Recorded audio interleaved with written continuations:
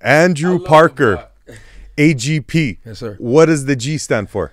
G is stands for Gershom. It's the name of my grandfather from Jamaica. I actually never met him, but I love that the G is there. And to be quite honest, sometimes when I'm like trying to be creative, etc., I always say, you know, what would Gershom do? So I look to my grandfather, even though I met him, but it's my roots in Jamaica. So I rep from big up everyone from Jamaica, so they know. Yeah, cool, man. Of course. I've heard the name Parker growing up for many years, going to ME and stuff like that. So what's up? What's up with the legendary status that you guys have? It's not just one of you, right? Is it? It's 3-piece combo. It's Dave Parker, the original, DGP, Steve Skywalker Parker, SGP, and then there's me, AGP, the baby boy of the family. So, like our whole relationship, the dynamic is iron sharpens iron. You make each other better. Yeah. And they made me tough. I never really had to fight outside of my household because they were getting me ready, wrestling, you know, arm wrestles, whatever, boxing matches, stuff like that. So, I mean, my first brother, he was the first one here. My family came here about 35 years ago to Canada from Jamaica and Grenada, West Indies. My brother Dave was born in Barbados. Okay. He went to Wellington, Killarney, and Roslyn, all three. Oh, okay. Figure it out. Yeah, so I'm trying to figure it out. He went to a couple schools. So, junior high was He had a to grind. find his... And that's cool. It's all good.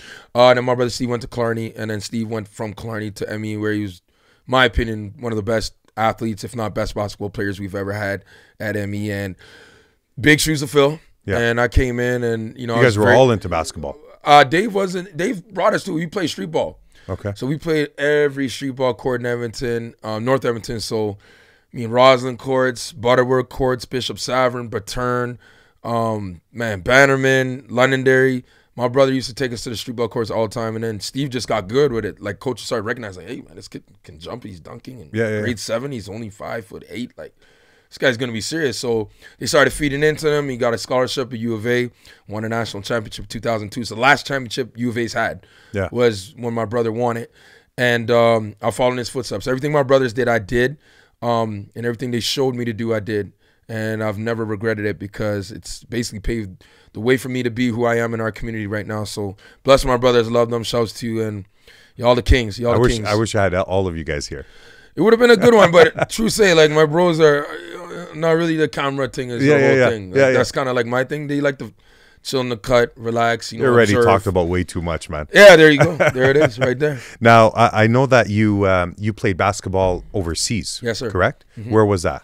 My first stint was in Germany, a place called Recklinghausen. Came in via, I think it was Frankfurt Airport, then Dusseldorf, and then from Dusseldorf to Recklinghausen. Spent about maybe a half a year to a year playing ball in the Regionalliga. It's a couple levels below like the top league, but I mean, they paid. They flew me out, and it was one of the best experiences I had in basketball my whole entire life. And got to give a shout out to my teammate James Hudson. He's the one who put me on. He saw my highlights, and I was telling him, yo, I'm trying to go pro. I want to go pro. I need to get out of Edmonton. I need to like see if I can do it on the next level.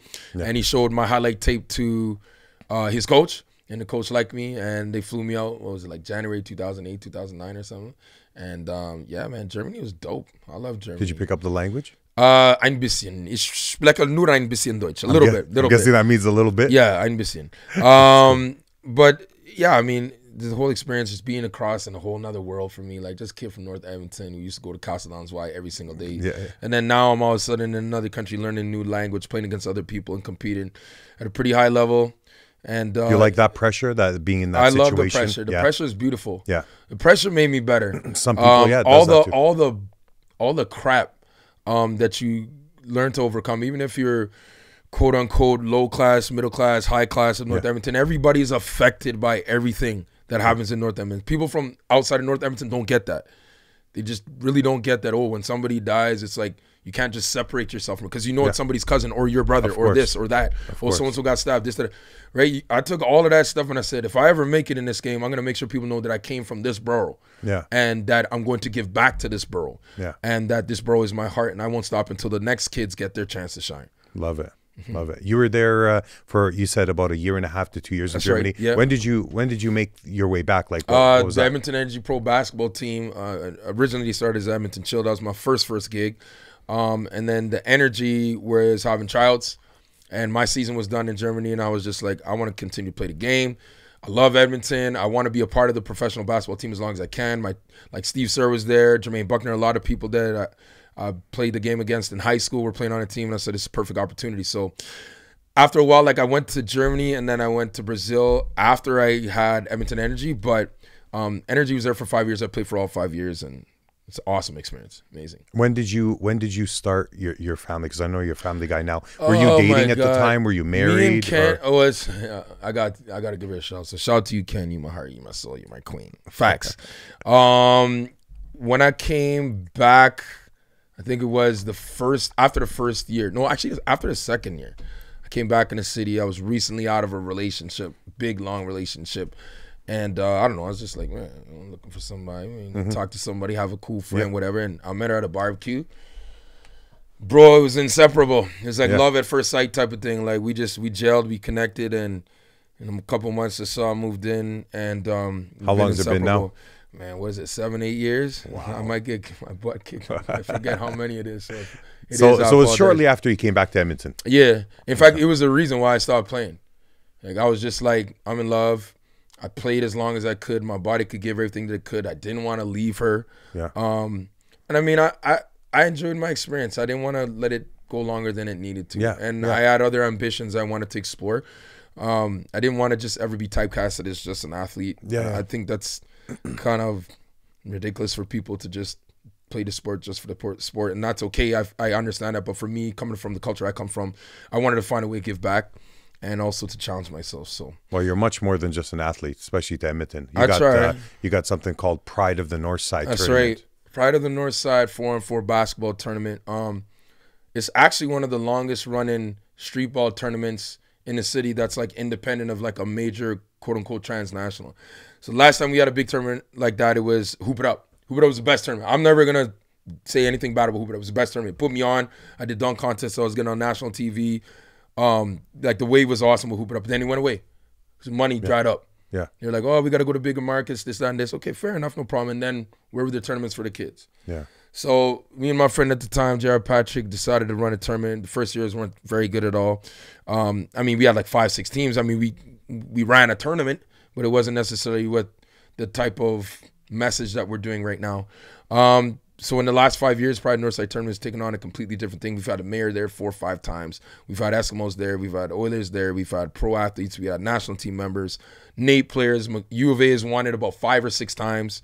And in the mix of all of that, we got little kids from North Edmonton seeing a tournament in their community where all of these people finally have come this way as opposed to us always going somewhere else. That was the message. Oh, if you want to make it, you got to go to Ainley. Yeah. You got to go to Southside. You got to go to, you know what I mean? Yeah. For us to actually have that tournament and own it. And for 10 years now, I don't even know. Like, alhamdulillah, bro. Like, I don't, you know what I'm saying? Like, I can't believe, like, God gave me 10 years to do this without missing a single year. It's scary. I started when I was 25. Amazing. I'm 35. Like, I feel blessed every day that every time we do that tournament, it's beautiful. It's beautiful to me. When you guys first started this tournament, there was about 4 teams that were on that tournament. Now you got like thousands that show up. Yeah, we got 1,000. Like, the best part about it, I don't charge like no thousands admission. Of players that have been players have to this been tournament. there like over the years, like so many, and like we keep it open. If people are pushing positive messages, we've had like bottle drives, shoe drives, clothing drives. Diabetes Association helping them out, Stollery children every single year in the last 5 years, giving money to them. We just try to find different ways to connect with different people who are trying to do the same thing, which is help kids. Yeah, that's my life goal. That's one thing that I've never ever tainted is my love for the game and my love for these kids. So and just so it doesn't sound like a bunch of good words you're putting together, you're actually a coach and a teacher at Emmy Lazert. 100%. The school I went to. There you go. So when did that start? I started teaching 5.5, maybe 6 years ago. Wow. So in the process of leaving pro basketball, I decided to go back to school, get a second degree in 1.5 years. And in the 1.5 years, I was actually coaching for 2 years as well at MacEwan. So in addition to running the camp and the tournament, etc. So it's just a lot of different things fell together and it just worked out, man. Everything worked out. That's cool. Mm-hmm. That's cool. So you're you're obviously doing other things on the side. What's this flight school? Where does that fall into your coaching, teaching? Is that because that's something I kept hearing about? Right, it's the bridge. A lot of camps, it's mostly skill based. If you look at everybody IG right now that plays the game, that are trying to make a little bread off of the game, it's all skill based. Crossing over, a lot of videos, people going between their legs, this, that, and the third. Fair enough. My camp, which I wanted to make it completely different from that. And also wanted to make it completely different than like some of the major post-secondary institutions that are running their camps. I wanted to have a different kind of feel. So we brought in at least every single year, 10 to 12 different presenters, motivational speakers, teachers, doctors, physiotherapists, people who've played wheelchair basketball, national team members, NCAA members, just so these kids can look at somebody else and say, hey, I know this guy, he was able to make it. This is how he made it. He took the time to tell me, and I can still contact these people anytime I want. And I wanted that to be the message of my camp. No, I'm not just trying to make your kid have hops. I'm not just trying to make sure your kid has a good crossover. Everyone else is going to sell you that joint. And that's fair. Yeah. People want to have a good crossover. Yeah. For me, it's the message. Who are you going to be, little brother, little sister, when the game is done? What are you going to do? Where's your ambition going to come from? How are you going to build? Like, because I'm not sure if everyone else is showing you how to build your business, your network, your game, your friendships, your family, your life. And that's what I try to teach at our camp every single summer. And I host it in North Edmonton. You even have the mayor show up. Yeah, he come through, like me and him. We get down. So what's up with Don Iverson? Are you guys? Good man. Up until that time, I've never seen a mayor. Maybe I wasn't looking hard enough. That's not a disrespect to Mandela or anyone else, but I've never seen a mayor come to the block like that. I've never seen a mayor at Londonderry Courts on a hot Saturday morning.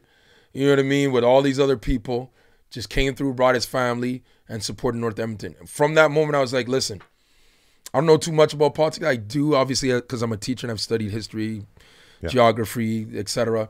But this man is genuine. And the majority of our conversations are like text. I say, hey, am I coming out this time? Yeah, no problem, come through. If he comes to my school, he says, hey, I'm here. We take pictures. But we spend a lot of time doing a lot of things behind the scenes that people will never see. And I won't make it public until he wants to, but we've done a lot of work in North Edmonton. What is your take on politics? Do you have a I'm about peace, love, positivity. I don't believe in any form of bigotry, Islamophobia, homophobia, any type of hatred. I'm not about it. You know, I grew up, you know, North Edmonton is interesting because you're going to meet everyone from around the world in our community. Melting pot. You're going to, I would even say mosaic, big time. Yeah. I would say because my next door neighbor is Arab, Lebanese. Yeah. The neighbor to the left of me was Chinese. The neighbor across the street was Ukrainian. The neighbor to the left was Filipino. Mm-hmm. The neighbor to the other left was Chinese again. And we were the only black family on the block. That sounds like Edmonton. So do you know what I'm saying? Like this, like for me to look at somebody else and just say, hey, I hate you because of your skin color, because you believe in a different God, or because you love somebody that I wouldn't particularly love. It's not about me. Yeah. It's not about me. And that's like my main message for the rest of the world is we got to build, y'all. We got to love each other. And if a politician follows that path, then I follow them. I support them. Yeah. And if they're spitting some type of negative, hatred, racist, xenophobic rhetoric, no, I'm not about you, and I don't want to be about you, and I hope to God that he heals your heart and makes you better, because that's not what I want my kids. Tough way to I don't want my kids to grow up in that world. Yeah. That's where I'm at right now. I don't want my kids growing up in a world where everyone hates each other. Nope, not me. Speaking of kids, you have 2 kids. Oh man, my babies. You have a boy and a newborn. Congratulations, by the way, so much, on your little girl. What are their names? Quincy Cameron Lubinga Parker. Quincy named after Quincy Jones. Lubinga like his grandfather, and Cameron like his other grandfather. And then Zuri Rose Claudia Nabatanzi Parker. Zuri, Swahili name, means beautiful or beauty. And Rose is Kendra's mom. Claudia is my mom. Nabatanzi is our African name that her auntie, we say Senga in Uganda, her auntie shares that name. And that's something very important to me. And Kendra, we said we always want our kids to know their roots. I mean, as a teacher, I get a chance to see various forms of curriculum, from English, social, physical education, etc. One thing I find that we need to work on and make a little bit better is more diversity in the images that these kids see and the positive images that they have of where they come from. And sometimes a lot of our generation, a lot of youth don't necessarily know where we come from, except that our parents lived there for a minute and now we're in Canada. Rarely do we get a chance to talk about what we can do to help brothers and sisters out there, brothers and sisters here. And rarely do we get a chance to uplift Africa except when Black Panther comes out, which is one of my favorite movies. But how many times can we get like an all-black cast and everyone has a positive message and it's not, you know, we trying to kill each other, we trying to get drunk, we trying to get smoked out, which is, I mean, there's lanes for different things. Like, people are going to buy stuff like that. Yeah. But for me, as a teacher, no, man. And as a father, no, I need my kids to know their roots. You're setting an example. Man, I try, man. It all comes from the people who put me on, man. I'm just out here, bro. By the way, we forgot to thank you right off the bat. I appreciate you making the time to come see us, because we've been talking for a couple of weeks back and forth, and we finally got a chance to chat the other day. But I'm so glad that you can make it. I know the place was hard to find, but that's my fault. That's my fault. I don't know New North that well. I know Old North. If you say go to Amberley Court right now or go to Geneva Gardens, I would have been there. Easy, like that. Next time, that's where we're doing the podcast. Most def. You know that we had the Black Panther on the show. Who? T'Challa? No, we had the Black Panther. Who's that? Here. Did you not see that episode? No? Really? Y'all got it? Black Panther. I'm coming to see him. Oh, is that him? Yeah. You the Black Panther? Brother, they told me I'm the Black Panther, man. We must be Black Panthers from different hoods, We didn't bring the mask. They must got Black Panthers in every hood. Oh, man. It was funny. It was last minute. It was Halloween. I'm like, let's do it. Let's have the Black Panther on. That. I said T'Challa, I was getting excited. I'm like, Chadwick Boseman was here. Everything y'all never told me. We'll get him one day. Man, I would have been there. Quick minute. I would have taken him to Londonderry Mall. How many times have you seen that movie? At least 8 or 9. Yeah. I show it sometimes at lunchtime in our school because we got like Black Lives Matter at my school. Yeah.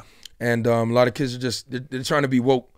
They're trying to be more educated, and they're trying to help each other out in this calamitous world that a lot of adults and people who may be closed-minded may not be willing to hear, simply because there's a negative connotation on Black Lives Matter, which I still don't understand, because me neither. If you replace black with something else, it has zero negative connotation. But as soon as you say black, oh my God, oh my goodness, it's Black Lives, you know what I mean? It's like, it's just people trying to do what we're seeing in the media and what's happening in the world right now. That's There's right. A lot of hate, and this is one of the way the kids at my school wanted to talk about it, and they wanted a safe space. When the kids get a chance to have a safe space to talk about their ethnicity, when are they encouraged to have without feeling like, oh man, police gonna get me, or the principal's gonna rat on me, or when do they get a chance to just talk about, hey, I'm black. Do y'all experience this too? Do y'all experience this too? Oh, you do? Okay, now I know I'm not alone, right? So that's my thing, and you know, sometimes on Wednesdays we put on Black Panther, we watch it together. Since you brought up the whole Black Lives Matter thing, I wanted to ask you about something. There was a sign that went up not too long ago. I forget where it was. I think it might have been here in the city. Somebody put up a sign that said, it's okay to be white. And there was a big backlash about that. Somebody got in trouble. They were trying to get it taken down. Right. What's your take on that? I don't know. Do you look at that the same ways as somebody that you know isn't African American that would look at a sign that says Black Lives Matter? Because I know for me, I have no the Black problem Lives Matter if thing doesn't bother me a bit. This is my groove. This is my groove. Okay, I love everybody. My hero is a white dude, Tom Molnitzki. He's my basketball coach. He's my hero. It's not gonna. He passed away, didn't he? Yes, he did. How long ago? 2004. You know, I had a chance to be taught by him. Yeah, did you? Not basketball, but he was our phys ed teacher. He was a teacher. He was great. Didn't he have two daughters, Andrew?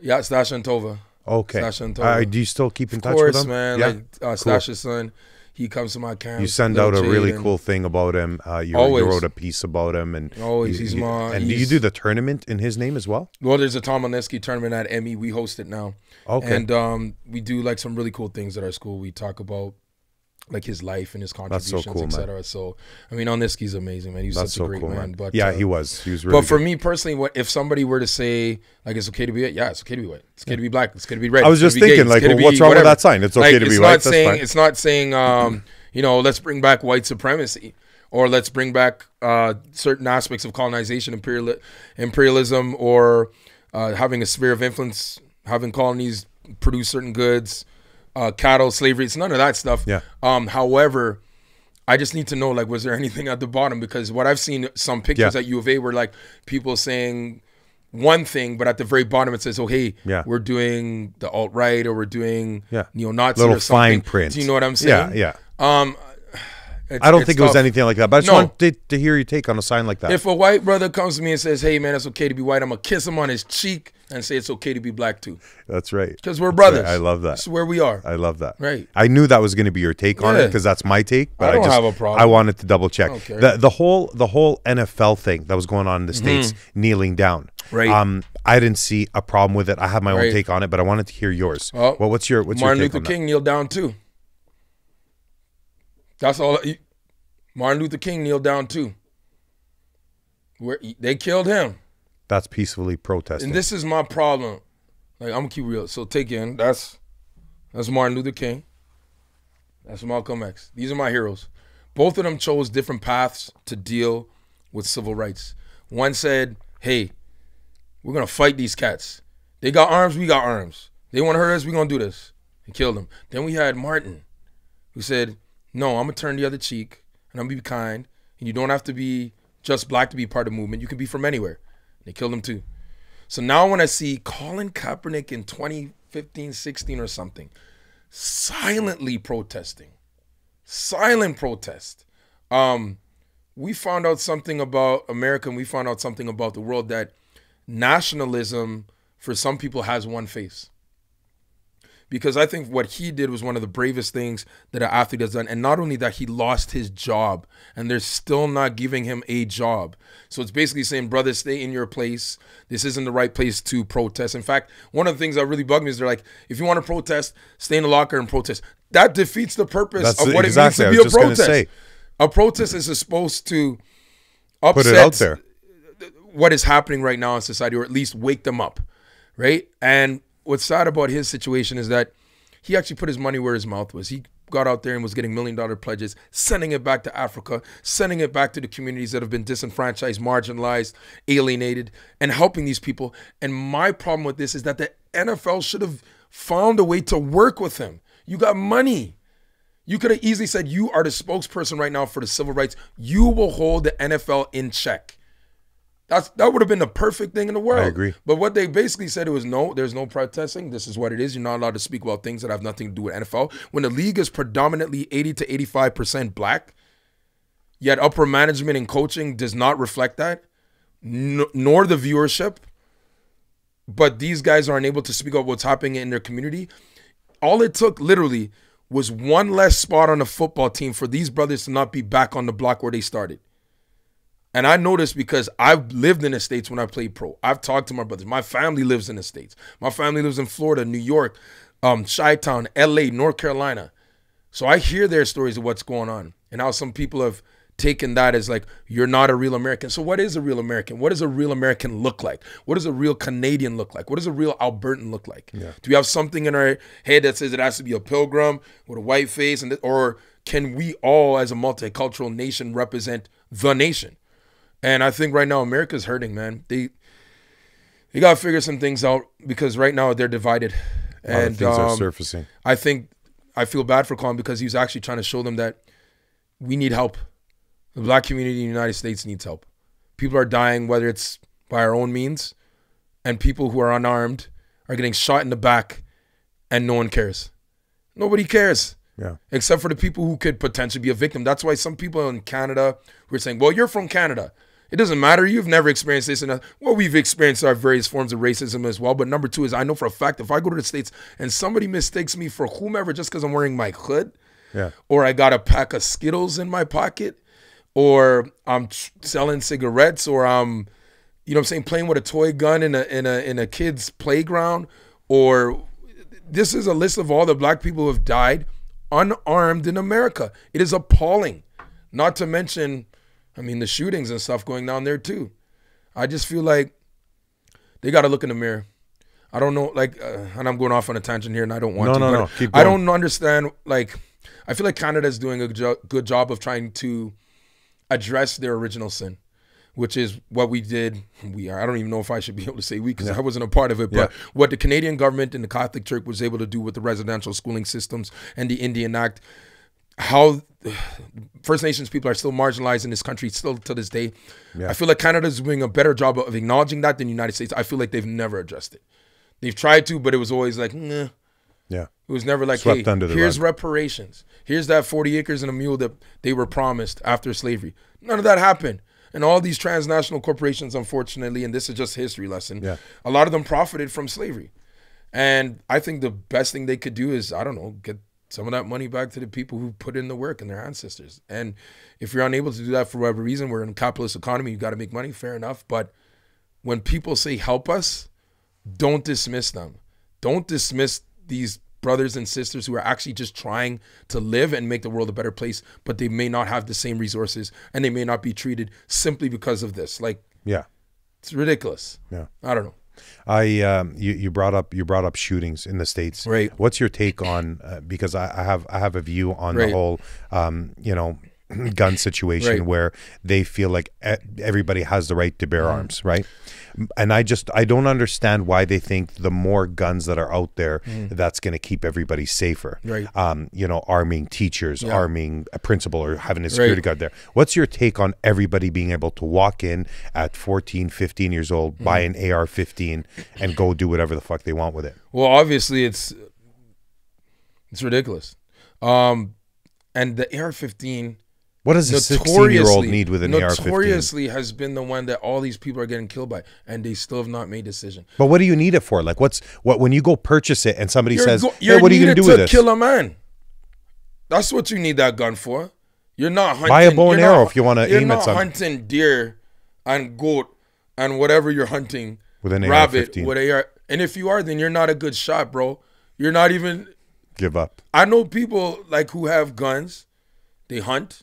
They hunt their own food. Fair enough. Yeah. I know people who have guns for other reasons. Fair enough. Yeah, whitetail, pheasants, all that. Right? But the thing I don't understand is that mass shootings are like the thing.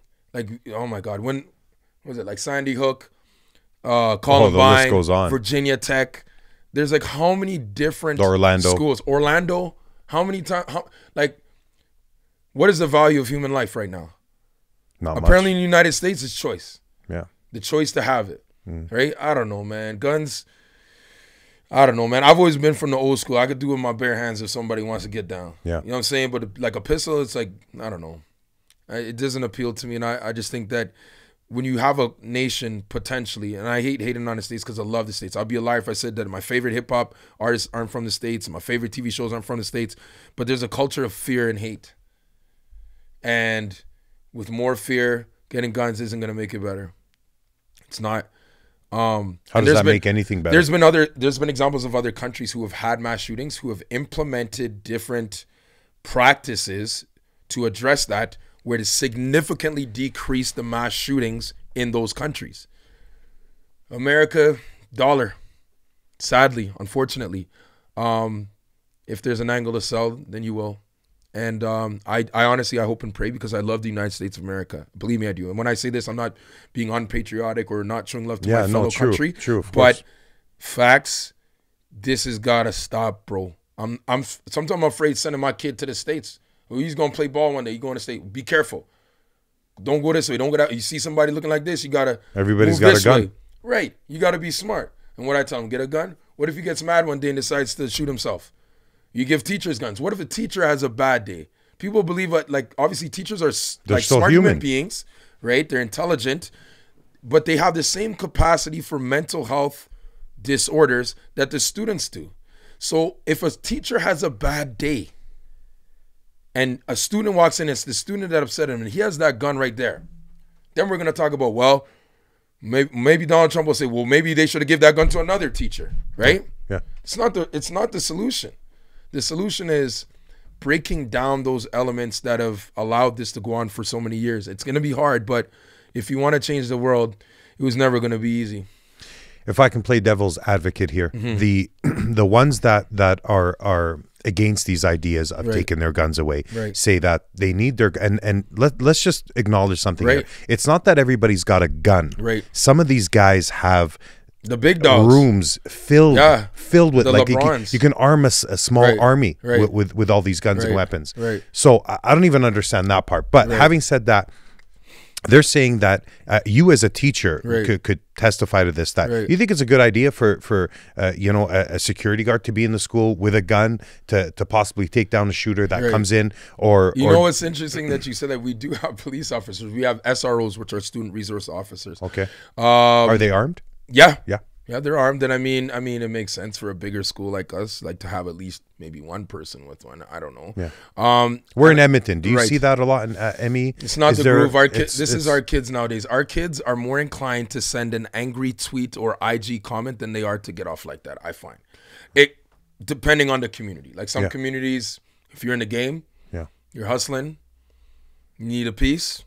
Maybe people will die. Fair enough, but just a regular high school kid, nah, they'll probably just go on Twitter and vent and create a meme about a kid, and that'll be the extent of it. Can a 15-year-old in Edmonton go into That's a gun good question. shop I don't know. and buy I don't an really AR-15? frequent gun stores. I don't. You know what I'm saying? Do you guys? That's not my thing. I don't know. But in the United States, I know that I'm told at Walmart, you just go grab a gun. So if I go to Walmart today down the street in Clearview, can I buy I a don't know, machine fam. gun? We gotta check. I wouldn't ask for no machine gun. But could I? We'll go together. I don't think so. I don't think so. Why is that? Well, we got a different understanding of society. Why would you give a different human rules, a different- machine gun meant to take down a small group That's of an people? army man thing.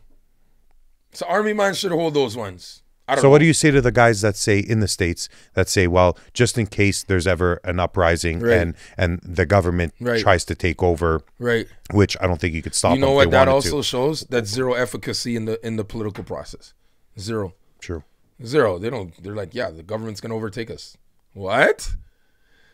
I don't know. I mean, they have a history of like uprising, like French Revolution, all that. Bunkers and all American that. Revolution. Okay, fair enough. But when's it gonna stop? When's it gonna stop? Yeah.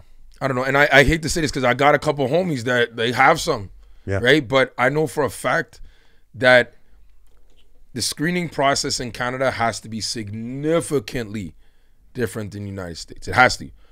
Because if it was the same, then we'd be killing each other all over the place. All over the place. Because we're all human. We all got, listen, Canada, man, U.S., we all have the when same people breakdowns. get mad we have. nowadays, they run to social media to vent. Now imagine someone folded up the laptop and gave them a gun. Then what are they going to do? They're going to do what's real to them. Pop, pop. Yeah. Right? So shouts to the computers. I know it's a different type of influence, but I'd prefer computers way more than guns with angry people. Angry or sad. Yeah. Right? There's a lot of mental health issues right now. Yeah. Some people, a lot of those people were quote unquote disturbed, but I don't know, America, I pray for y'all. I love y'all. I pray for y'all because I want you to be better. Facts. Yeah. You're a dad, and you know, obviously you have kids that are going to want to be on their iPads and video games. Right. I'm wondering, just because we spoke about family, I'm just Right. wondering, a guy like you, especially with your mentality Right. and the stuff that you're talking about, Right. what's your household like with the kids? Are they always on their iPads like a lot of my nieces and nephews? Sometimes. Are you, like, how do you control My that, kid being is a 3. teacher and all? My kid Q is 3. I mean, he loves a show called PJ Masks. He likes to watch it on Netflix, and he likes watching Paw Patrol and stuff like that. But we got a routine where there's no screen time, none at dinner time, maybe a little bit afterwards. And I mean, for him, he goes to daycare, so he's got like 8 hours or whatever. So for him to watch a show, yeah, I let him watch a show. But every Saturday, we're in the gym. We train. We lift. He lifts right now at 3. With who? Him. With No me. way. He does chin-ups. Q at 3. He does chin-ups. I give him a spot. He does chin-ups all the time. I didn't see any videos of that. There Is was there? one. There's been a couple, bro. All on right, IG. I'll check it out. There's been a couple. I'll check it But out. we play ball. I introduce him to different sports, hockey. Yeah. For me, I'm selfish in that way because the game changed my life. Yeah. And I would like to see it, if not change his life, but be an influence. So I'm very conscious of that stuff. And I mean, it's tough when you live in Canada. It's snowy outside. I mean, kids can get outside and go. Well, he's too young right now, but when he gets older, obviously I'm gonna be like, yo, get out there, go sledding, bro. We used to sled back in the day. That was Yeah. the groove. Beaumont Lake, we used to sled. Yeah. But yeah, I mean, it's a double-edged sword. But my thoughts with social media or just technology in general is use it as a tool, not a weapon. Yeah. When you use it as a weapon, it will become destructive. But when you use it as a tool, you can change the world. My thoughts. Yeah. You're obviously, I asked you that because you're a teacher, right? And you probably mentor a lot of kids, not only your own, but are the kids that you're mentoring, how old are they? Like, are we talking about 15? 14, 15, 16, 17, 18 and beyond. And are you always in touch with them? If they need anything, could they call you? I try to. Like, my whole groove on the very first day of class is like, okay, kids, here's my contact information. Here's the school number. Here's my email. Here's my Twitter. Twitter is my best way to connect with all my students. Like, every single one of my classes use Twitter for different things like homework hotline. We do Thankful Thursdays. Every Thursday we do Thankful Thursday in our school, where you have something that you're thankful for, a person, the bus driver, your mom, your sister, your teacher, your coach. And we just actively put that out into the atmosphere via Twitter. And we also do current events. And the reason why I like doing current events on Twitter is that you get the link, you get the video, and I can stream it to my page so all other classes can see what's happening in the world. I don't think our kids spend enough time studying what's happening in the world. We observe what happens in the world, World Star, this, that, we watch funny videos, we laugh, etc. But how much time do we critically study the world and what is happening? So that potentially if we're put in a position past high school, we could change the world. You could say that about adults too. I agree. Like, how much time do we waste? It's easier. It's easier. Let's get Netflix. Yeah.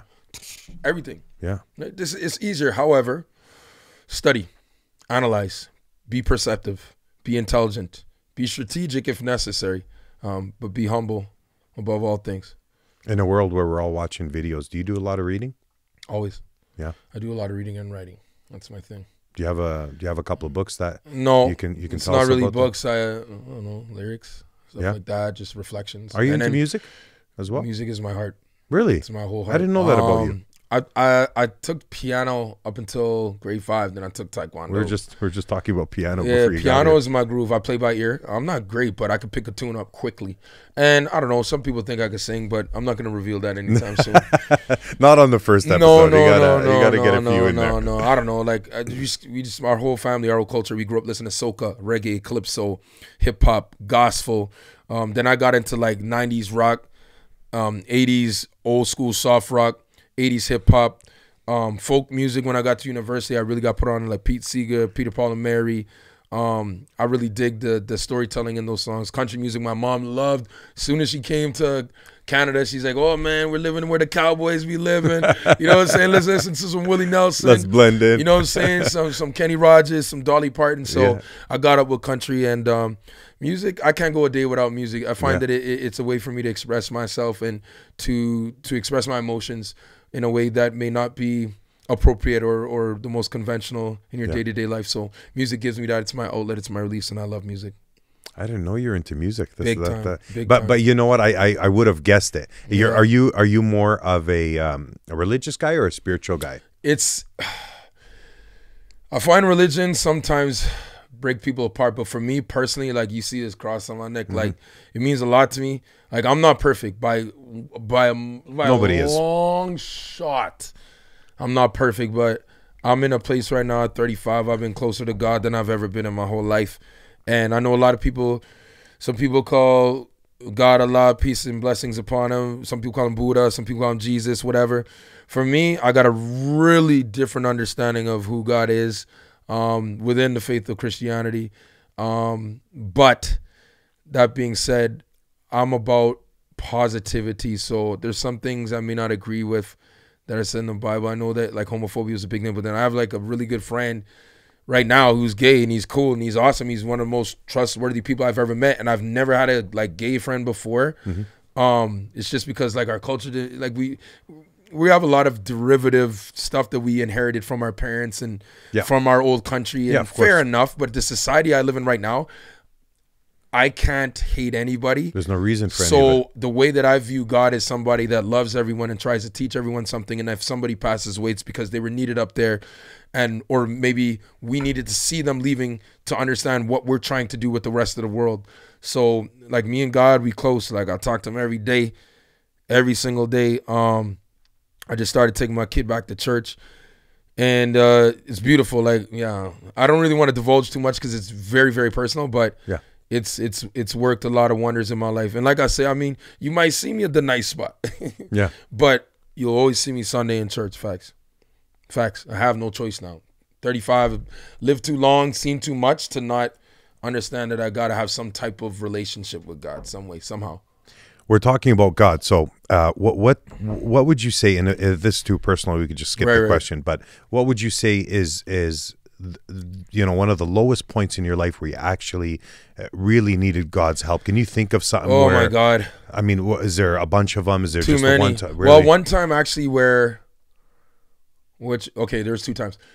Oh my God! The first time was Coach Olniski passing away because like my parents split up, and he was the only like older male that I trusted in my life. Because you looked at him like a father when it came to basketball.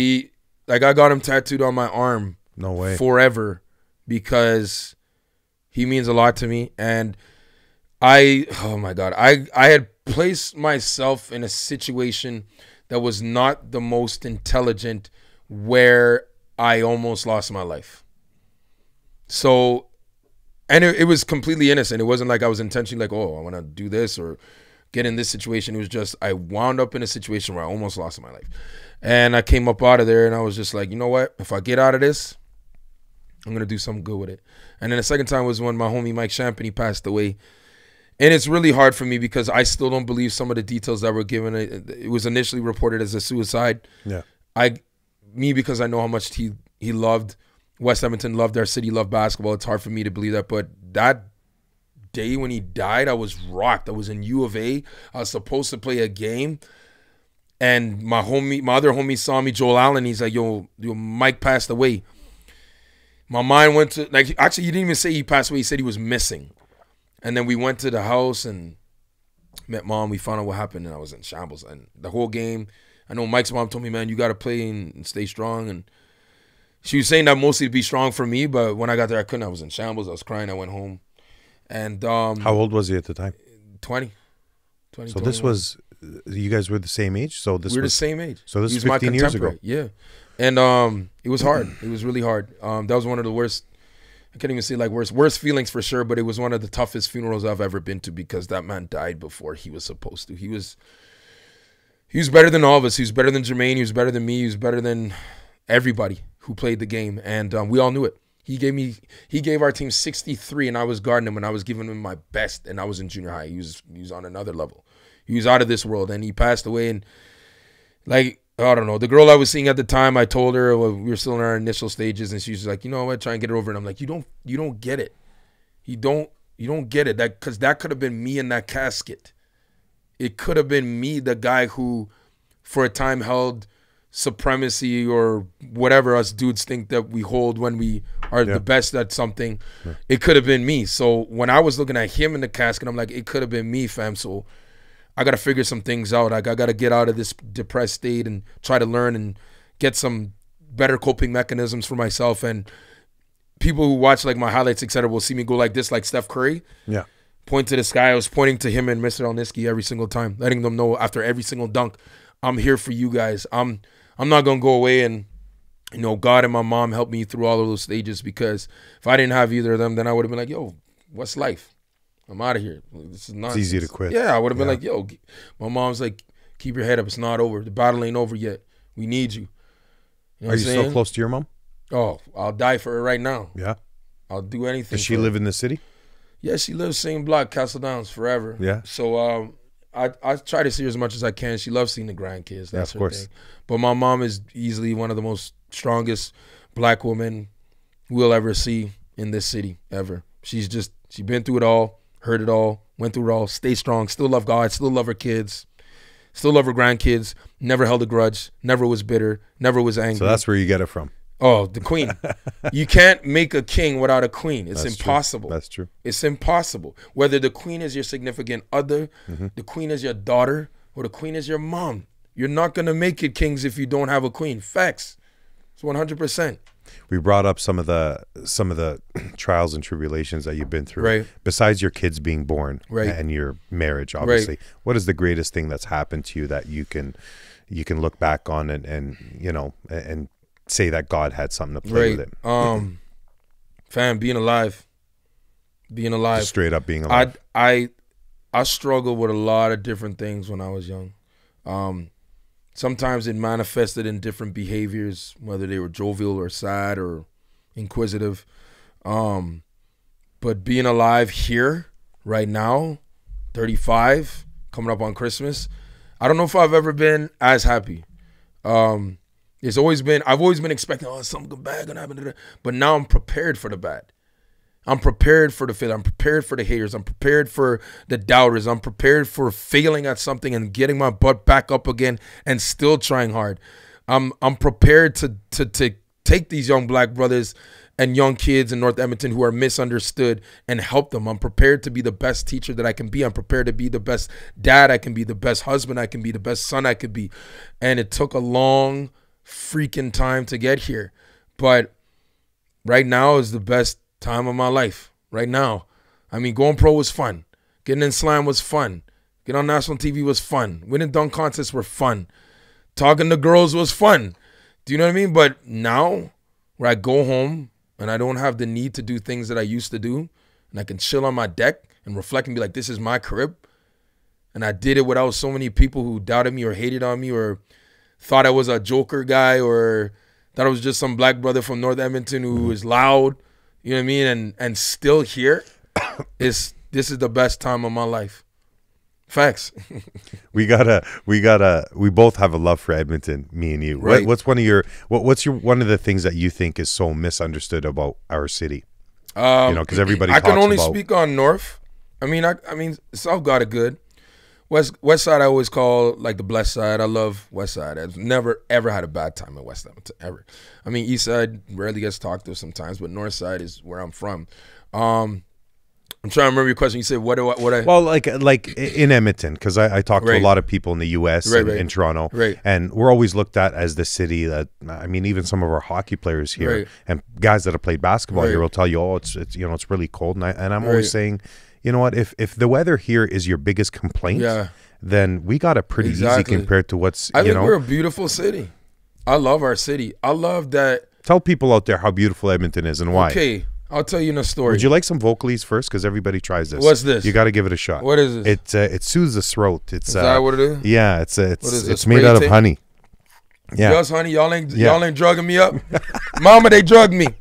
They drugged me, Mama. She's gonna walk in here and beat us. It's the devil talking, Mama. They done hit me with the goods. He's gonna start putting us down right away.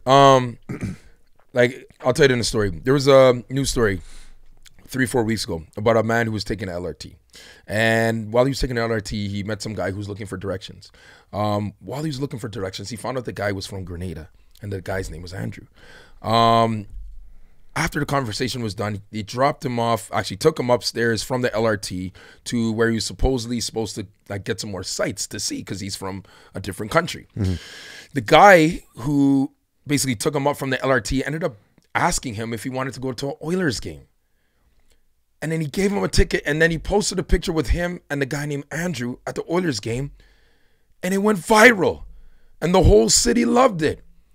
And everyone respected the story of a person who was living in our city, who was Caucasian, and a black man from Grenada, going to watch one of the best teams in the world, even though we're not doing so well, but one of the most iconic hockey teams ever, and it happened in our city.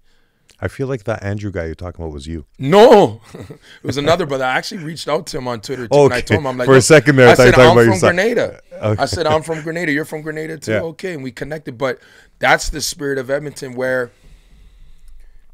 we love each other, we understand each other, and if we have an opportunity to do something good, we're going to do it. It's Edmonton.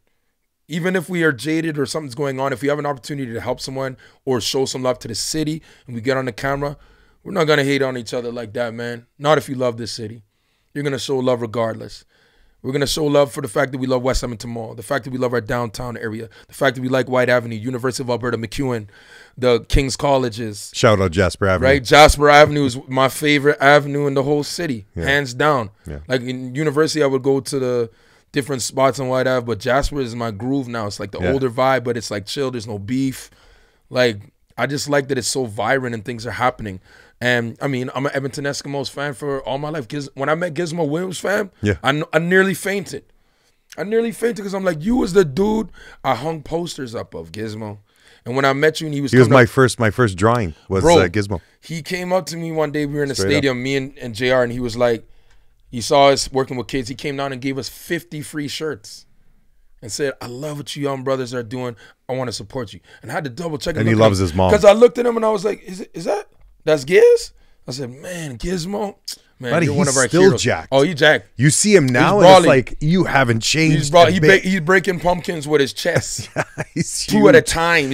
Boom. What's that? What's that facility behind Commonwealth? What's it called? That recreation center? Clark Center or no? I'm trying to remember what it is. It's the facility. The stadium leisure center. So that's where I saw him. Yeah, I think it's called something like that. Yeah. But I that's where I saw him there for the first time. Stadium leisure and center, I kind of had that say because I've been a He's fan of the guy hero. since I was 11. I will never 12. let nobody. And I saw him, and he was jacked. He's wearing a white tight, Under Armour, and I was like, that can't be him. And he's still going. He's still going. He's training now. He's still going. Like training people. Yeah. He's still going. Because I saw a couple of people used to take care of. The man is a hero. I will never let nobody ever say nothing ill about Gizmo in my face. Him, Wayne Gretzky, all of our legends, all of our guys. Yo, if they make a mistake or whatever, it's all good, but he's still a king in my eyes, no matter what. Because he was always real with the kids, and he was always real with the city, and he loved the city, and people loved that. The fact that he came from the States and showed love to Edmonton like that, Edmontonians love that stuff. Remember his old helmet when he had the white, like he didn't just have the little bars, he had that white hard his plastic. Swag was serious. Right? Swag was serious, and you do the flip after the TV. Yeah, I love the flip. Return flip. I love the flip. Everybody knows Gizmo. When he caught that ball in the end zone and he was taken off, you're like, king. He's gone. I hope Gizmo, you see this, fam. A little young brother from North Edmonton watched you play football and turned into a pro baller, and it was because of brothers like you coming back, showing love to us, being a real one, and never letting us forget our roots, man. So I love you, Gizmo, and I hope you see this, fam. Please, I hope you see this. And he hasn't left the city. No. Right? Loyalty. With that's the OI. City, yeah, you get it done, man. You get it done. That's that was man, it brings back so many memories talking about Gizmo Williams, because that guy, it's Henry Gizmo Williams, but everybody knew him as Gizmo. Yeah, that's Gizmo. Giz. That was my first drawing I ever did. He's a king, bro. Yeah, he's a legend. Like, they will put a statue of this man when it's said and done. I will petition for it. They should. Why not? I had a problem with Gretzky. Why is that? My dad used to drive cab back in like the 80s. Right. And Gretzky was late to a game. Right. And it was my dad that picked him up in the day. Yeah. And my dad said he tipped him like $1. Oh, is that what it was? Yeah, and just ever since then, I'm like, fuck Gretzky. But you know what, though? Gretzky, if you watch this podcast, come back and let's get that money popping. Write us a check. You know he will, though. He will. He's a nice guy. It was just my dad's story when it came to Gretzky. Everybody's got a story like that, too, about, there's kids out there right now talking about, AGP was mean to me one time or this, that, and fair enough, fam. But we're, everyone's a human at the end of the day. That was just a funny story that comes into my mind when I think about my dad talking. I got a lot of friends that was driving cab back in those days too. The air shuttles and them. Yeah. Shouts to my Air Team brothers, E-Unit. We love y'all. Bless y'all. Do you go to Toronto often? Sometimes. Yeah. Sometimes. You have friends in Toronto? Mostly West Coast. West Coast. BC, Penticton, Kelowna. I like BC. You like BC Kelowna? and Montreal are my favorite cities other than Edmonton. Toronto is good too. It's big. Yeah. But I like the simplicity. I like the chill vibe. I lived in vibe. Toronto for about almost 2 years. What part?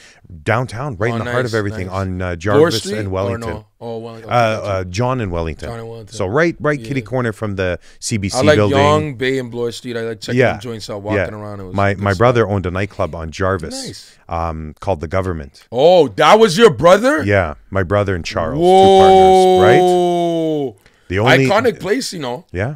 Yeah, iconic. The only place where the bouncers were allowed to carry guns, right, and they were all ex-NFL players. Yeah. Most of them, it's anyways. It's a good spot, man. I've been out there. It was a good spot. I went in there, and it was like that's bar where hopping. all the people told us when we went out to T-Dot where to go is like hit up Government. Yeah. And when in BC back in the day, was a spot called Republic. It was a good little spot, man. So my brother would hang out with Jennifer Lopez when she'd come by, and he'd speak Spanish. Toronto's with like her. that because you know what I mean. Toronto's our New York. Yeah. Toronto is Canada's New York. It's only 9 hours away. Exactly, and I mean like BC is kind of like our Cali, but it's like because there's so many movies that are done there too, and the chill vibe, and people like to enjoy themselves. Yeah, exactly. Some about the West Coast and filming movies and shit like that. It's the groove. I was just in Kelowna not too long ago. Not bad. Love Kelowna. Oh, it's beautiful. Kelowna is beautiful. It's beautiful. Do you like it there? Like, do you have any friends there? I went there. My wife had a couple friends who had weddings out there. I got a bunch of coaching friends out there. Yeah. And I got a lot of former teammates in Vancouver.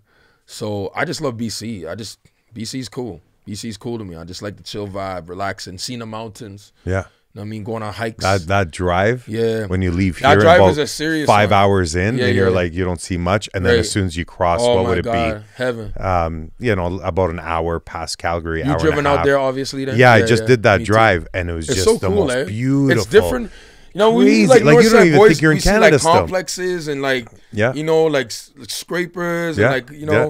little convenience Well, stores. we're and in the joints. city, right? Yeah. But out there was like, man, y'all Get got out there. bears and stuff and like all this mountain lions and like Andrew Razor bike high so they think you're big and like if they You're come like, around I'm you're big scared. enough. No, I'm like, I'm not going to see none of this wildlife. That's their hood.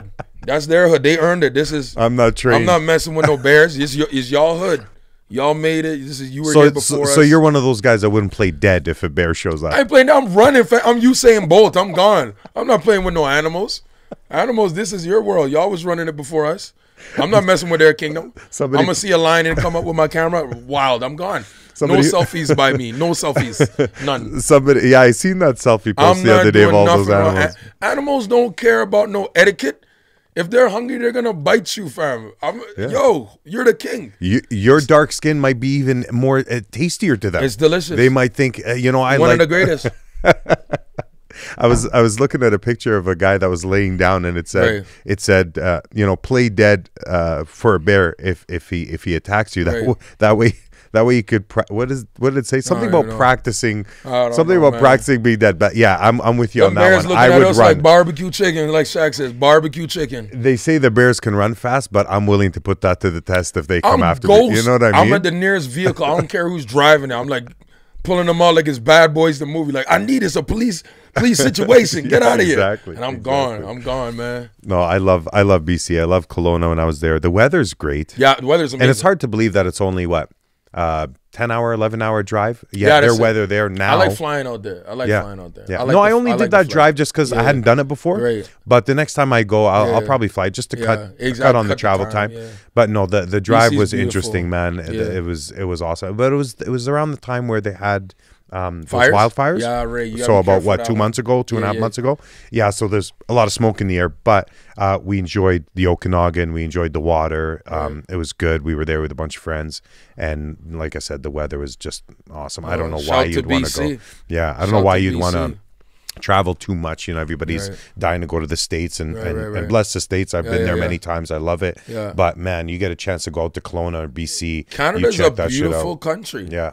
I really want to hit up the far East Coast. A lot of my young bulls who played for Golden Bears went out and played for Halifax or New Brunswick, etc. in the NBL. I would love to touch down in one of those spots, man. Actually, I was supposed to play, I think, for the Rainmen. We were supposed to be a connect right after I graduated, but then I ended up going to Germany instead. So, but shouts to Canada. We're a beautiful country, in fact. Now you went to we were talking about going to Brazil and Right, Germany, right. but did you feel like you could have done the same thing in Edmonton? Like, why wasn't that? You said you even played in the States, Right. So what I'm asking is why did you end up going overseas? Like, what was the? Is it because you get paid more? Was there more Yeah, opportunity? you get like, paid what- more. Okay. For sure, you get paid more. As an Okay. import, you're getting paid more. Yeah. That's the whole point. Is for me, it was to see if I was good enough to make the paper. That's literally. If I wasn't good But enough, in the then I back of would your mind, find Edmonton out. was always home. Always That's will my be. heart. Like, where am Yeah. I gonna go? Yeah. Like, it's my heart. I want my kids to go to Emmy Lazert. Facts. Like, I mean, the I still only- remember where my the locker only- is. I'm gonna right. come. Can I You come by and should see you at text me Emmy? anytime. Because I've always wanted Text to me go anytime. back, and it's been what? It's almost You should host, 15, you should 16 host years a- or something like you that. could host a thing there. Just I'd let love me to. know. I'd love You could to. host it in the Ken David room. That would be awesome. Let me know. I It's got probably you. changed quite a bit, but I always have no drive by clue. there, especially because I live so close. Come on in. And I'm always thinking, you know what? I want to walk in there, man. Just say you're a special guest of Mr. Right. Parker, just Yeah. like I'm a special guest. Yeah, here yeah, with yeah. you, No, I and we'll appreciate take that. care of it. You I can come get appreciate the that. work, so I'll take you everywhere. It's changed a lot from the '90s. Yeah. Changed. We're like a pretty school. Well, this was like You know what I mean? 2001, 2000. Okay. But it's probably changed It a lot has. since then, right? It has. Everything has changed. The They atrium's still got different. the wood shop class down It's that changed. ramp. They've moved it. Okay. Because now we have like automotives is doing their thing. We have welding now. Welding's a big thing now. Yeah. How about Because the of art trades. class? Is that still It's the still the there. That one deepest- class is there, but Okay. it's not the deepest now because now you got the new fitness center too. Oh, okay. Right. Okay. And then we got There's a construction area too that's now in the very far left hand side, Okay. towards like the tennis courts. I don't know if you remember when I'm Yeah, right I remember. by the tennis Yeah. courts there. Yeah, And so when you teach, because you teach and coach, but what do you teach there? Is it strictly man, social studies, phys ed or social studies 10, 20, 30. So that's grade 10, Good grade for 11, you. and 12. English 10 now that I just wanted to get because I wanted to teach English. Physical education 10, 20, 30. Functional fitness 10. I actually taught a class called Interactions, which were kids with autism, varying levels of autism, which was the most fulfilling work I've done in teaching. It was beautiful. These kids, tell us about it. the little idiosyncrasies that they have, the tendencies, their capacity to understand emotions differently from quote unquote what people say regular. I don't even know what regular means, or normal kids. We're not all normal. We're not all regular. We're all screwed up. We all got our own challenges. Yeah. And just working with the people that work with them. So shout out to my man Stan Siffeldeen. Love you, fam, forever, man. Stan My as in brother. Stinger? Yeah. No way. You know Tattoos? yeah. Stinger. That's Stinger's my guy. man. That's I my love bro, him. man. I That's love my him. I big played bro. hockey with him. He's a good just dude. men's league and stuff like He that. might be the But he's realest dude. Really? He might be Well, the I realest obviously cat. know that, but I didn't know that you guys had a connection. Bro, he's So is you he should ever see him there? work. He all the time. Well, I got All now. the I time. got two great. He was my reasons to dog. stop Me by. and him was like this, like Yeah. tight. My first I few love years Stan. of teaching. Best Tight. hands in hockey. He still comes over, like we do Christmas and stuff. Yeah. He comes over, has some food with us. Yeah. He'll come over in the summer, like his kids, hang with my kids. Like He's always been supportive of me, by the way. he's- Like we don't know him fam, on like a level he's that one you of the do, but he realest always people. messages me. he's one of the realest people. Like He is. forget teaching, forget Yeah, yeah.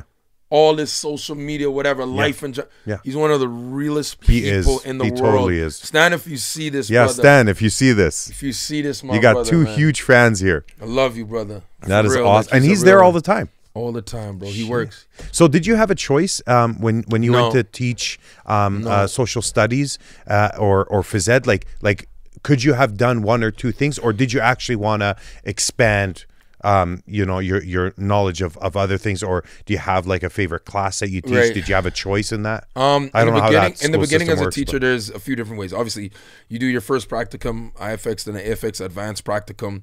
Then you become a teacher. Then there's a temporary contract. Temporary contract, you might have to take whatever's available. Fair enough for me. I wanted to be employed. I loved ME. I was going to do whatever it took to get an ME. Yeah.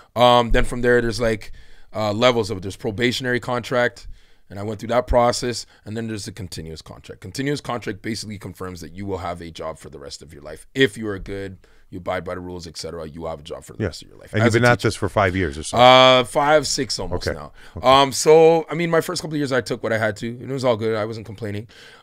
This courses that I really enjoy. Right now, I really like 20-2 social studies, which is various understandings of nationalism. So we'll talk about like Vimy Ridge, we'll talk about Canada, we'll talk about sovereignty, self-determination, unilateralism, bilateralism, multilateralism, isolationism, supranationalism. And then within there, Unit 2 is one of my favorites because we talk about World War I, World War II, crimes against humanity, genocide, war crimes. And then Unit 3 I really enjoy is because it's like, what are we going to do now with all of the information we just learned? How is it possible that a 93-year-old woman can get shot in a synagogue when she herself was a survivor of the Holocaust? And I tell my kids, like, pay attention. This is why we're studying it. This is why we're going so deep into it. This is how you understand indoctrination, So we can learn brainwashing, from our past ultranationalism. Because as soon as we get to Unit 3 and we start looking at the world, I tell my kids, look, I am lucky if I live another 30. Very lucky. I could die tomorrow. I could die 30 years with my wife, whatever, by my side, my kids, etc. However, when I'm like 60, 70 years old, who is going to rule this world? You. You're going to run the world. You're going to be the one making the decisions. You're going to be the one voting, talking to your politicians, making decisions.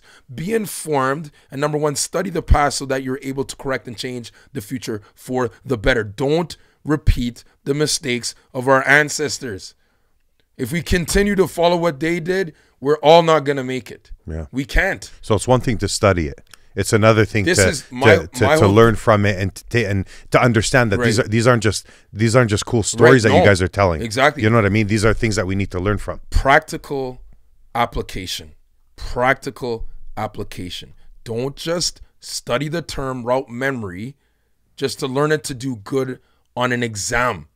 Study it so that you have it here. When you see it in the real world, you recognize it and you can address it and you can change it and you can speak to it and you can educate others who do not have an education or maybe a different education that they can teach you by simply having the dialogue.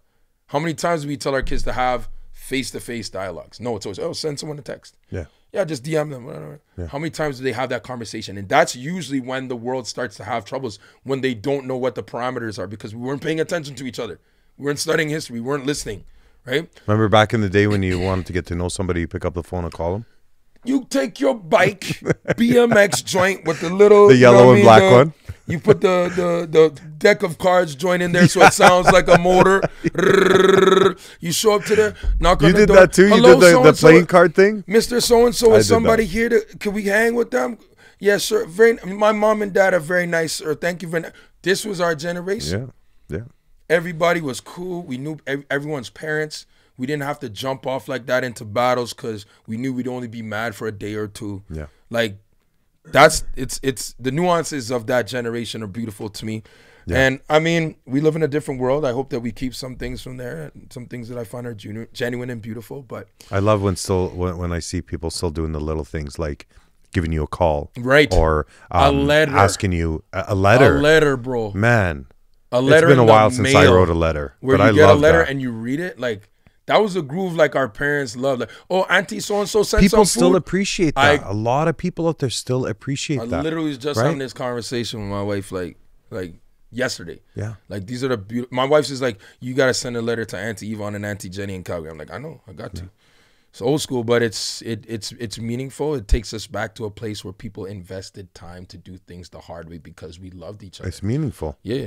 I mean, people think that now if I wanted to have a chat with you about something, it'll probably take us 5 minutes on the phone. Right. It would probably take an hour texting back and forth. And then even by then, would you have even gotten the tone of the conversation? And that's There's so many ways you can say something. Yeah, you know what I mean? You lose a lot of the tone with the texting. Like and they wonder why we're mad at me. No, you weren't mad at me. Yeah, exactly. I thought you were sad. You were so short in this response. Yeah. No, good means good, or good means good, or good means good. Do you know what I'm saying? Like, it's 3 different ways of looking at good via text, as opposed to actually seeing the person saying good.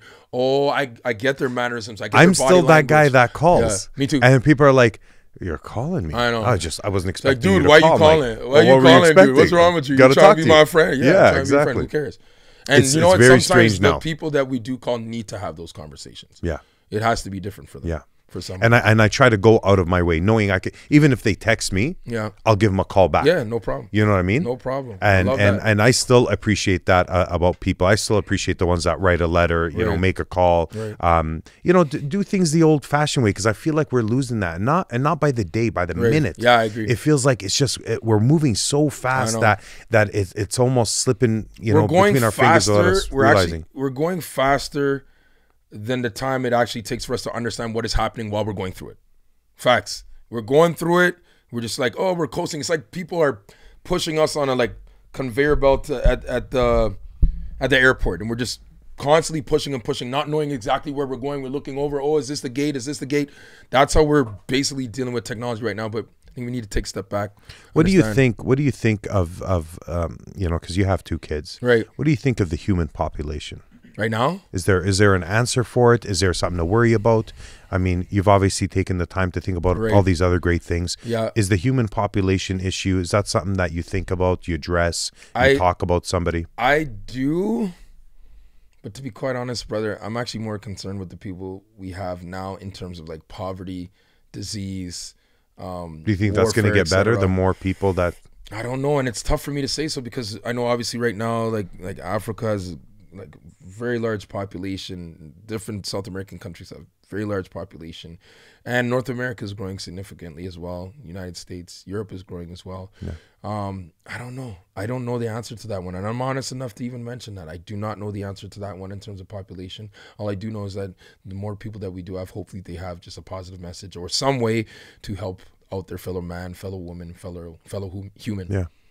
I think what we forget to understand sometimes is whether you're in a third world country, whether you're in Africa, no matter where you are in the world, every single human being needs, you know, the sun, needs water, needs food to survive. Right. Whether you're you're chilling in your mansion, Right. or you're in some hut somewhere. Right. You know what I mean? We all need water, sun, and food. So we all need the same thing. So the numbers keep growing. The need for these things keeps growing. Right. But is the planet only able to handle so much? Are we a bacteria on a piece of bread that you left on the Right. counter that's just growing Right. and growing in numbers where I think we're about almost 300,000 Right. people born a day, and about 150,000 die. Where are we gonna put them? Where are we gonna put all these people? Let's go to the moon, fam. I don't know. Where's technology gonna Do you believe take we us? went to the moon? Oh, In the man. 60s, like in the first videos. Oh my Not God. now. Now we obviously You know what have. I've but learned about, because Conspiracies? conspiracies, or like the Cold War, Mm-hmm. like brinksmanship, militarism, etc.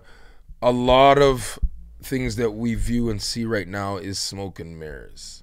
Even back in the days, they did it, but they had less people calling it out Mm-hmm. because they're able to shut that down quickly because they controlled. Because we didn't know the technology was available. Exactly. right? Now that it is, I don't know.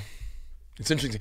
Always personally thought that when people saw videos of black people getting killed by law enforcement or otherwise, or people in a position of authority, Yeah. that when they saw it, that it would get like easier for black people to get the help. Yeah. In some cases, it got worse.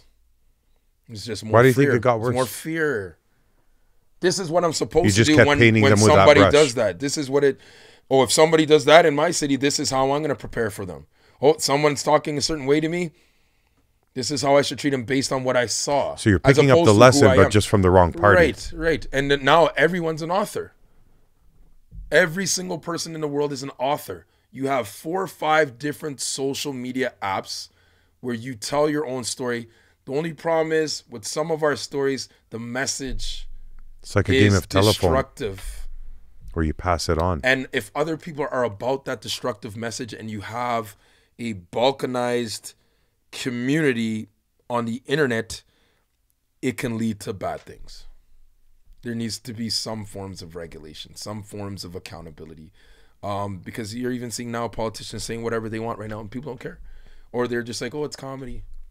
No, people are dying because of this. People are dying because you said someone is an SOB on a field. People are dying because you said people live in blank hole nations and these people are racist and these people are murderers. And this, You're too busy dividing people.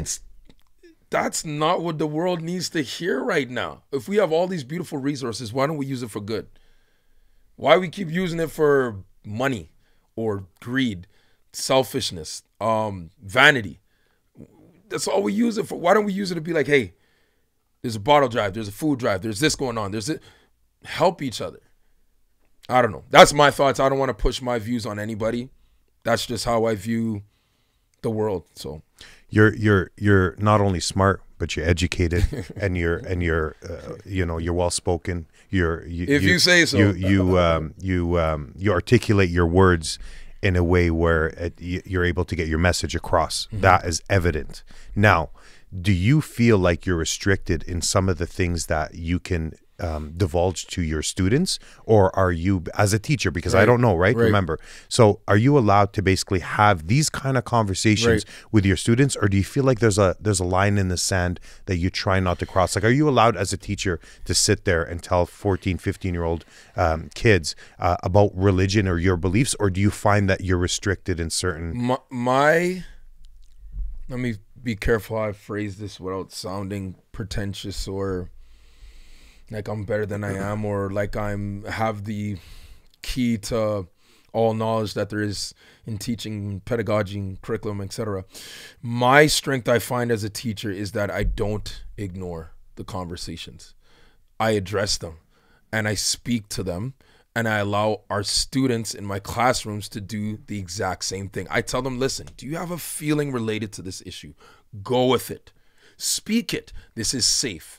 And if I have an opinion, I always make sure that I show the devil's advocate side or the opposing side, just so that they know that I'm not just aware of my own view, I'm aware of all views, and that all views do matter. Because I teach social, and the basis of like the curriculum right now is identity, citizenship, but also critical thinking. I take more of a perspective and understanding for the critical thinking side because I know my students are not stupid. They see everything that we see. They see what's happening in the White House. They see the shootings, and they're forced to interpret it sometimes before they even get a chance to talk to their parents about it. So who are they going to talk about it with? Their teacher, their coach, the people that they see for 8 hours a day, every single day, except for 2 out of the week. And they're looking for it. And sometimes when they don't get it, it manifests into something where they feel like, well, my opinion doesn't matter. I'm the opposite. I allow them to have that. Here's your piece of paper. Here's your social media. Here's our conversation. We have to talk about these things. Is that ever frowned upon?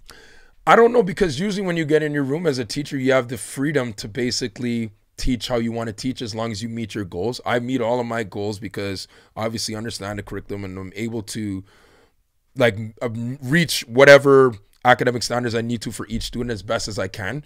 But how I present the certain events that happen or present different things that we talk about in the class is completely up to me.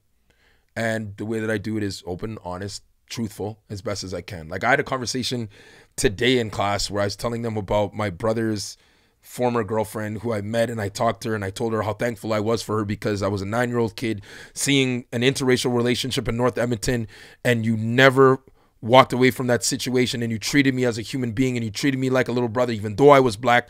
And I'm thankful for you. And I did that in the context of showing them how you can thank somebody else who did the same thing for you and be Good for you. Proud to do it. Good for you. And not afraid to do it. And not only that, I can model it for you because I'm not going to hate on no teachers. I'm not going to say that, but some of us are afraid to do that. Yeah, of course. We're afraid to put ourselves out there. I can't be because I've already experienced a ridiculous amount of different circumstances, some of which no one will ever hear about ever, some of which I will divulge.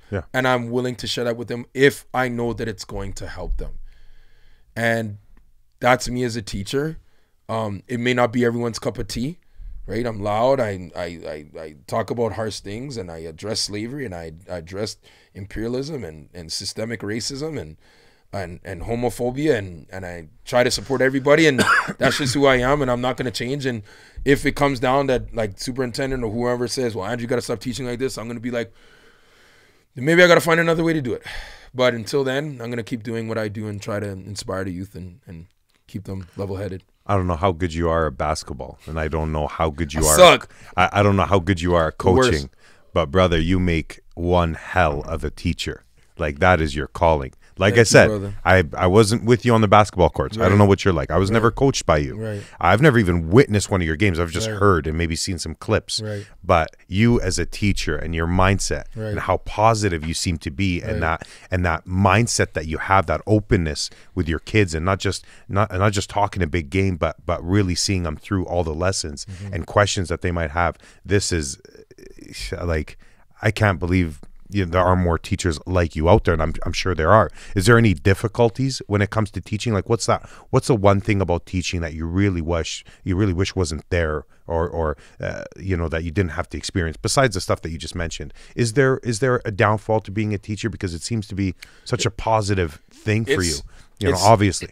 I find that at times it can be a thankless job where people just take it for granted. It's like, oh my God, the kid didn't get a good mark on his exam. It's the teacher's fault. Got to blame somebody. Or, oh, you didn't get as many minutes, or you got cut from the team, and, my teacher was the reason I failed. Those are some of the negative things that you hear, but the positive overshadows the negative.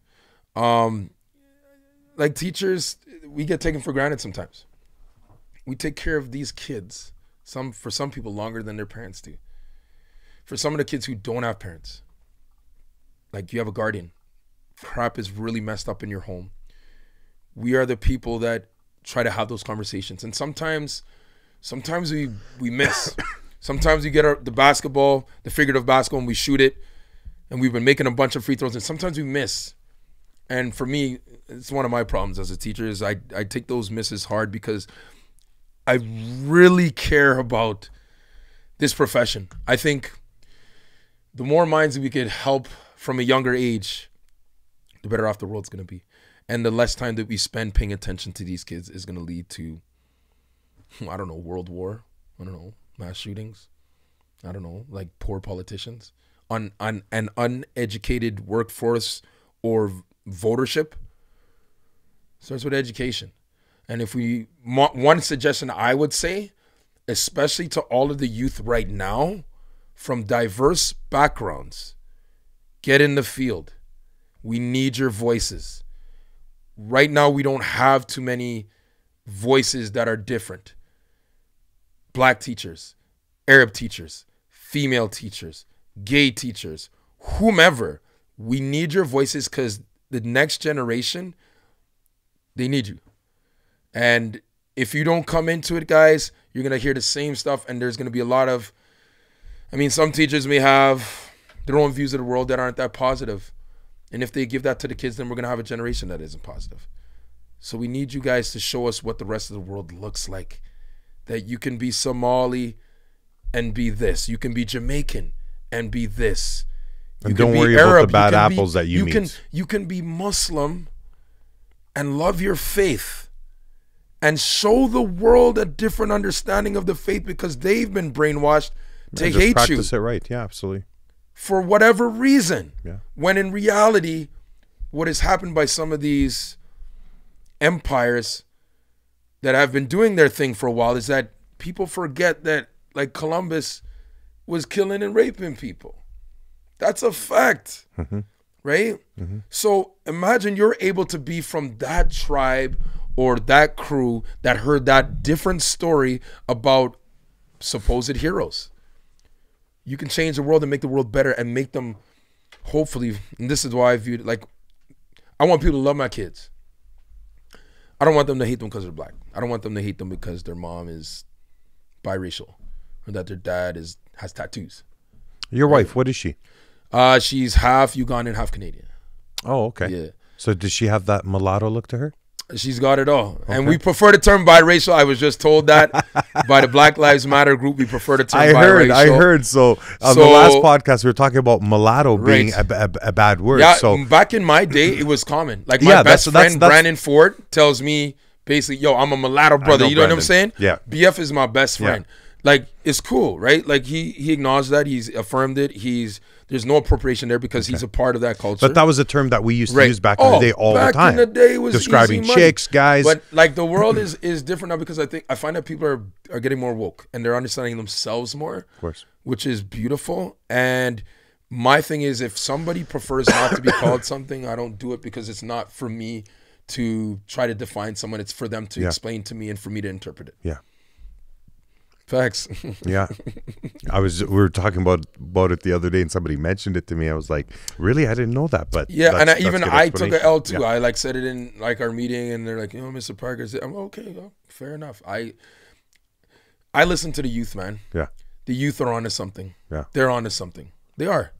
They're onto something. And I find that I'm not going to spend the rest of my life being like, there's certain things I don't like about the youth and I'm like, oh man, in my day, this and third, but truthfully, I know they're up to something and they're up to something good and I want to be a part of it. I don't want to be on the wrong side. Especially if they're being taught by people like you. You know what I mean? I don't know. I'm just a brother out here with a tattoo and a ball cap that say North Edmonton.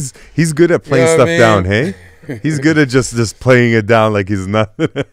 AGP, man, you rock. I'm so glad that you're able to come by. Thank you, I hope the next time we do this, I'm stopping by it. Me. Anytime you want. Now I need to visit. I need to visit, and I'm talking soon because I've been thinking about it for a while. Now that I know you're there all the time, Stan the man's there. That Stinger, I can't believe he's there. So we got to set up a time. Maybe text me. Let me know when you're available. I'd love to come by, and if you ever want to do something in front of the kids, sure. we can figure something out like that. But I'd love to have you back in the future. Maybe celebrate 20 years of Pride of the North Side. Mashallah, brother. Mashallah. Yeah. It's good to have you. Hopefully, or inshallah, I should say. Inshallah. Inshallah, mashallah. I'm trying to brush up my Arabi. I'm learning Somali right now. I know a little bit of German, Ukrainian, Spanish. Yo hablo un poco y how am I gonna say this? Baloncesto is el mejor deportes. And Francais, that was my first second language. So. Oh, okay. Yeah, un petit peu. So a multi-talented individual, man. Trying, brother. Your kids are in for the shock of their life, man. Mostly because their mom is the realest. Fact. So Kendra, thank you for being the queen. Like, you take care of our kids. You're the realest. I'm still learning this thing. I'm learning how to be a dad. You're a busy guy too. I'm learning how to be a good husband. I'm learning how to be a better man. You know, I ain't certainly not perfect, but I'm willing to try to be perfect for those people. So love it.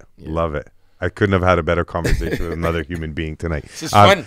What do you do? What do you do on your downtime? We talked about obviously what you're into, what you're involved in. Right. You know, the family life, seeing the kids. What do you do for Andrew? What do you do for him? Like, is there anything that we'd find funny that you're into? Are you like me? Do you trap yourself in a room sometimes, listen to classical music, and people make fun of you? Sometimes. Like, is there anything at about school you? I do that. Okay, I find because I'm weird like that. Helps me like focus more. I'm weird like that. But my favorite hobby, Legend of Zelda, Breath of the Wild, Majora's Mask, Ocarina of Time, Skyward Sword, Twilight Princess, Link to the Past, Link's Awakening. I'm probably gonna get a tattoo to represent Link pretty quickly. Right by Malcolm X. It's my favorite. No, not by Malcolm. He'll go maybe here. Yeah. I got a lot of different tattoos, bro. A lot of words. I'm big on words. I don't know. I like poetry. I asked that because I knew it was going to be something crazy. I just felt it from the Zelda. man. It's not even that crazy. There's a lot of people that closet love Legend of Zelda. They need to come out of closet and be with me. I've never played it. It's the best game you'll ever play in your life. Never. When you play that game, I don't know you're anything think about it's it. you in the game, I know bro. it's a guy in a That's sword. all you play when you play Zelda. You think it's you. Yeah? Because you getting the master sword. Oh, shoot, I got a master sword. Ain't nobody can test me now. I'm shooting darts out that thing. You know what I mean? Like, it's a cool one. I feel like we should have started off the podcast. Oh my God, Legend of Zelda is we the got best serious game there ever. for a second. Hishiro Miyamoto, if you are out there, give me free Nintendo games. He's the creator of Legend of Zelda. He actually created Super Mario too. Okay. Do you still have the old Nintendo? I got them all. No way. Duck Hunter? SNES. I have Duck Hunt. Yeah. But I used to go up to the screen and shoot right. Yeah, at the I screen. cheated too. Right up against the screen. Nobody's looking. I didn't like that dog laughing at me, bro. Yeah. That dog was like. That dog? That dog and I haunted pulled out my my dreams. tool right in front of his bop, right in your mouth, guy. Yo, Mr. Dog. And then it would like the screen would be like, oh, you didn't hit it. And then he'd still laugh at me anyways. I hated that dog, man. Dog and Duck Hunt. Yeah, he out here, he's stunning on me. And I'm like, what do you mean? Pop. Blast you, dog. Yo, trust me. Oh, you're crazy, man. NES, and Super NES, you name it, N64, got them all. I love it. Man, we need to do another one just on video game. I didn't know he's a video game guy. Huge. Well, like I said, I'm gonna see you at ME. We're gonna plan some shit in the future. Respect. I love everything that you're doing. Thank you, Edmonton, I'm sure, loves everything that you're doing. I love mostly how you represent our city because I'm a big Edmonton guy. I've always been, this is where I was born, this is where I was raised. I got my family who are Lebanese, obviously from back home, and I still visit. Do you still visit? It's been a while. 2008 is the last time I went back home. My grandpa passed away, but we were trying to plan something, and then me and Ken got pregnant, so we had to like maneuver stuff, and we were trying to do a big family reunion. We ain't been back in a minute, but I love the family reunions in West Indies. Like, anybody that's been from the West Indies, even me, I was born here, but like my heart is there. Like, it's just, oh my God, you feel like you're home. You feel like you're home. For me, it was like the first time I seen nothing but black people, and I was like, wow, this is amazing, fam. Like, and all my cousins were so good. Shout out to my cousin Wayne. Big up to you for always showing us love. Big up all man from Belmont. Big up all man from St. George's. Big up everyone in Grenada, West Indies. Big up everyone from Jamaica. You don't know. Big up all my people, them. That's the best ending to the podcast. I'll see you at ME Lizard, right, brother. Appreciate Good you, to man. see you. All right, brother. One love.